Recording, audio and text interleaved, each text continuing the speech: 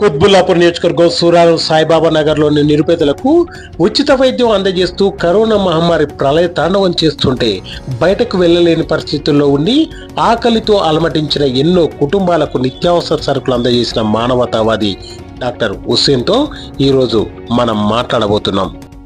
ఈరోజు హైదరాబాద్ జీడిమెట్లలోని సాయిబాబా నగర్లో ఉన్నటువంటి డాక్టర్ హుస్సేన్ గారు, ఈయన గత 26-27 సంవత్సరాల నుంచి ఎంతో మంది నిరుపేదలకు వైద్యం చేసుకుంటూ కరోనా సమయంలో ఎంతో మందికి వైద్య సలహాలు ఇచ్చుకుంటూ ప్రతి ఇంటికి ఆయన బృందంతో వెళ్ళి కావాల్సిన నిత్యావసర సరుకులు ఇచ్చుకుంటూ ఎన్నో సదుపాయాలు కల్పించినటువంటి డాక్టర్ హుస్సేన్ గారు, ఈయన CPWA అంటే community paramedics welfare association president కూడా. అసలు వీళ్ళు చేస్తున్న వైద్యానికి గవర్నమెంట్ నుంచి ఎలా ఉంటుంది, అసలు వీళ్ళ కార్యాచరణ ఏంటి, ఇవన్నీ తెలుసుకుందాం అనొచ్చు. హుస్సేన్ గారు, PMPలు RMP డాక్టర్లు నిజంగా అల్లోపతి వైద్యం చేయడానికి అర్హులేనంటారా? Q7 ఈ యజమానులకు ప్లస్ వాళ్ళ Q7 యొక్క ప్రేక్షకులకు, రాష్ట్రంలో ఉన్న RMP PMP కమ్యూనిటీ పారామెడిక్ వైద్యులందరూ, వైద్య సేవకులందరికీ కూడా హృదయపూర్వక నమస్కరిస్తూ, మీరు వేసిన క్వశ్చన్ చాలా బాగుంది.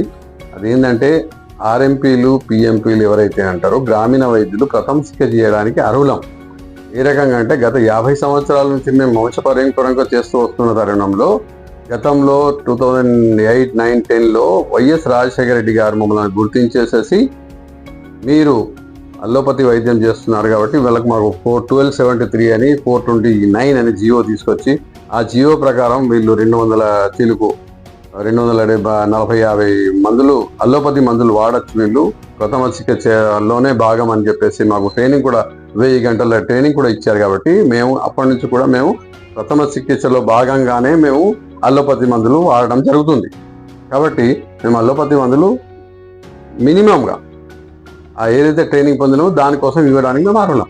మీ PMPలు RMPలు విచ్చలవిడిగా యాంటీబయాటిక్స్, పెయిన్ కిల్లర్స్ ఇస్తూ ప్రజల ప్రాణాలతోటి చెలగాటమాడుతున్నారని TGMC వాళ్ళు ఆరోపిస్తున్నారు. రాష్ట్రంలో 34 మెడికల్ కాలేజీలు వచ్చాక కూడా నిజంగా మీ PMP RMP డాక్టర్లతో అవసరం ఉందా? మేము విచ్చలవిడిగా ఎక్కడ యాంటీబయాటిక్ కానీ పెయిన్ కిల్లర్ కానీ ఇవ్వడం జరగట్లేదు. అది ఎక్కడ జరుగుతుందంటే మీ ప్రభుత్వ క్వాలిఫైడ్ డాక్టర్స్ ఎవరైతే ఉన్నారో, ఒక గ్రామంలో ఒక RMP డాక్టర్ ఉన్నారు, అయితే ఒక పాపను మీ హాస్పిటల్కు క్వాలిఫైడ్ పెద్ద నర్సింగ్ హోమ్ తీసుకొచ్చారనుకోండి ఉదాహరణ, వాళ్ళు రాసిన యాంటీబయాటిక్ ఇంజక్షన్ ఏదైతే రాస్తారో వాళ్ళు ప్రిస్క్రిప్షన్ చూసి మేము అక్కడ ప్రథమ చికిత్స చేయవలసి వస్తుంది. ఎందుకంటే వాళ్ళు ఇంజక్షన్ ఇవ్వాలంటే మా దగ్గరికి వస్తారు కదా జనం, వాళ్ళు రాసిన ఇంజక్షన్ మేము ఇస్తున్నాం, కానీ మా సైడ్ నుంచి అయితే మేము ఇస్తలేము. స్వయంగా మేము ఇచ్చేవాళ్ళము. ఎక్కడో 100లో ఏదో ఒక 2% ఉండొచ్చు, కాదని అనలేను. కాకపోతే 99% మా వాళ్ళు మీరు క్వాలిఫైడ్ రాసిన ఇంజక్షన్లను, మందులను వాళ్ళనే సలహాలు ఇచ్చుకుంటా వాళ్ళకే IV ఇంజక్షన్స్ ఇవ్వాలి. ఇప్పుడు ఒక పేషెంట్కి వచ్చారనుకోండి మీ దగ్గర, వాళ్ళు నర్సింగ్ హోమ్లో ఒక 5 రోజులు మందులు రాస్తారు. ప్రతిసారి పొద్దున సాయంత్రం వచ్చి ఇంజక్షన్ తీసుకోవడానికి సిటీకి రావాలంటే రాగలుగుతారా అని చెప్పండి? అక్కడ గ్రామంలో మీ ఆశా వర్గాలు కానీ ఇవ్వగలుగుతారా? మీ నర్సింగ్ స్టాఫ్ అక్కడ ఊర్లో ఉంటే, ఏదో మండల హెడ్ క్వార్టర్లు ఉంటారు, గ్రామాల్లో ఉండరు కదా, గ్రామంలో అది ఇచ్చేది మేమే. కాబట్టి అది మేము ఇస్తాం. అది ఇచ్చిన మాత్రం అది విచ్చలవిడిగా మీరే ఇస్తున్నారని చెప్పడం అనేది ఇది TGMC వాళ్ళకు తగదు, ఇది కరెక్ట్ కాదు. నేను దాన్ని ఒప్పుకోను.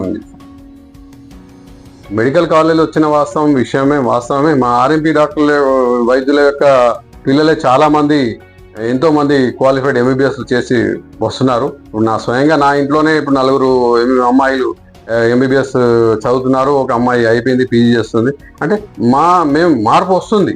గతంలో నోకియా ఫోన్ ఉండే, ఇప్పుడు నోకియా ఫోన్ ఎవరు వాడతలేరు కదా, ఆండ్రాయిడ్ వచ్చింది కదా, ఆ రకంగానే వస్తుంది. ఎందుకు వస్తుంది, ఎప్పుడు వస్తుంది? అప్పుడు మీరు ఎవరైతే MBBS డాక్టర్లు మెడికల్ కాలేజ్లో చదువుకొని బయటకు వచ్చిన తర్వాత మీరు వచ్చి గ్రామాలలో వైద్యం చేసినట్లయితే, ప్రజలకు ఇబ్బంది లేకుండా మీరు చేసినట్టయితే, అప్పుడు ఆటోమేటిక్ మేమే మానుకుంటాం, మేమే పక్కకి జరిగిపోవాల్సిన వస్తుంది. అక్కడ క్వాలిఫైడ్ డాక్టర్ ఉన్నప్పుడు MBBS డాక్టర్ మా దగ్గరికి ఎవరు అసలు చెప్పు.